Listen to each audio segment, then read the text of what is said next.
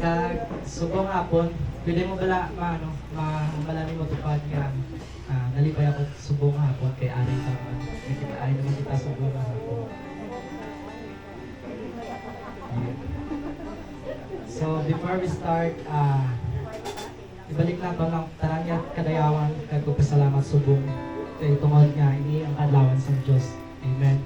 Kag subong nga adlaw dayawan naton si Lord nga may kalipay kag haligit sa aton nga tagipusoon. Kag hambal diri ganin sa meno Philippians 4 verse 13 nga I can do all things through Him who gives me strength.